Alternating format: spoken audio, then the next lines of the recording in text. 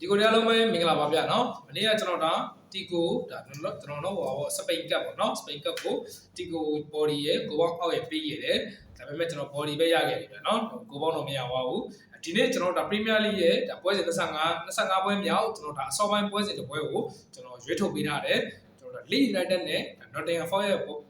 ရဲ့ပွဲကိုဒါသုံးသပ်ပေးမယ်ဗျာနော်လက်ရှိကျွန်တော်ဒါ Leeds United ရဲ့ကျွန်တော်အိမ်ကွင်းမှာကျွန်တော်တွေ့ဆုံခဲ့တဲ့နောက်ဆုံး3ချိန်တော့ကိုကျွန်တော်ကြည့်မယ်ဆိုလို့ရှိရင် Forest နဲ့ Leeds United ဒီတရေပွဲများတယ်เนาะဟိုနောက်ဆုံးဟို Leeds United အိမ်ကွင်းမှာဆိုလို့ရှိရင်တော့ဒါ Forest ကိုဒါ2-1လောက်နဲ့နိုင်ထားတယ်ဗျာเนาะ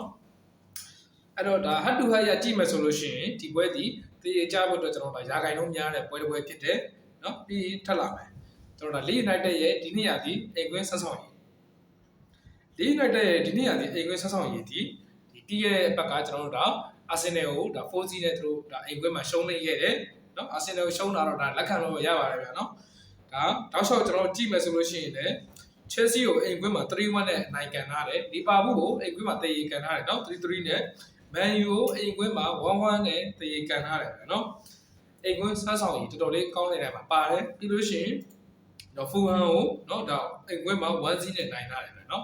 Leeds United ဒီနေ့ရဒီတော်လေးကိုဒါအိမ်ကွင်းကောင်းနေတဲ့မှာပါတယ်ဒါအာဆင်နယ်လိုအသင်းမျိုးရှုံးတာကတော့တိတ်ပြီးတော့ short မရှိဘူးဗျာเนาะတိတ်ပြီးတော့တူပြောစရာတော့မလိုဘူးအာဆင်နယ်ကဒါအရန်ကောင်းတဲ့အတွက်ကြောင့်တော့ဒါရှုံးပါပဲဗျာเนาะအဲ့တော့เนาะဒါအိမ်ကွင်းဆောက်ဆောင်ရဆိုလို့ရှိရင် Leeds United ဒီအိမ်ကွင်းတော်တော်လေးကောင်းနေတဲ့မှာပါတယ်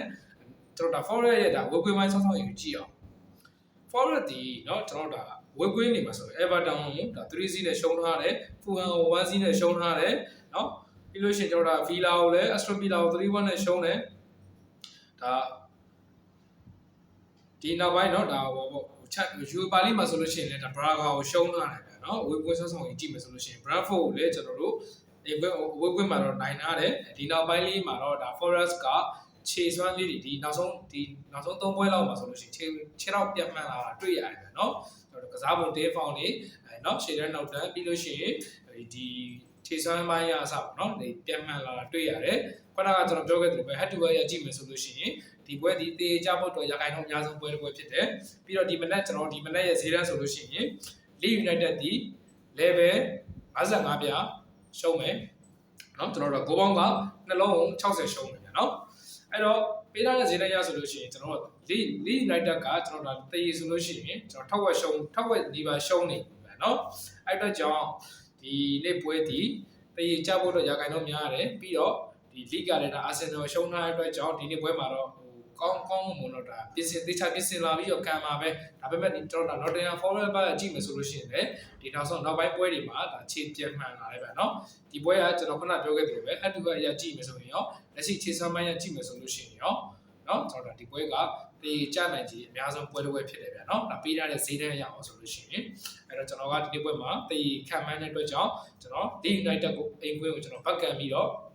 Forest body ကိုကျွန်တော်ပိုကြိုက်တယ်ဗျာเนาะပြီးလို့ရှိရင်ဂိုးပေါင်းကတော့ကျွန်တော်တို့ဒါတကယ်လို့တေးကြခဲ့မယ်ဆိုလို့ရှိရင်တော့ဂိုးအဖို့များတယ်ဒါပေမဲ့ Leeds United ကပဲနိုင်ခဲ့မယ်ဆိုလို့ရှိရင်တော့2-1တစ်ပေါက်သွားဖို့များတယ်ဗျာเนาะအဲ့တော့ကျွန်တော်ဂိုးပေါင်းကနှလုံး60ရှုံးဆိုတော့ပေးထားတဲ့ဈေးတန်းရဆိုလို့ရှိရင်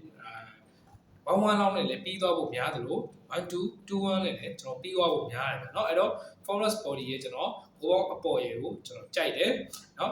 Leeds United နိုင်ခဲ့မယ်ဆိုရင်တော့2-1တစ်ပေါက်လောက်တော့သွားမယ်เนาะတေးကြမယ်ဆိုရင်တော့1-1တစ်ပေါက်နဲ့ဂိုးပေါင်းအောက်ဖို့များတယ်ဗျာเนาะကဲကျွန်တော်ဒီနေ့ကျွန်တော်ဒါဒီပွဲကောင်းလာတင်ဆက်ပေးတာเนาะမနက်ဖြန်ကြလို့ရှိရင်ကျွန်တော်ဒါသခင်ကြီးမိန်ပွဲနဲ့ကျွန်တော်အကောင်းဆုံးပြန်လာခဲ့ပြီဗျာเนาะ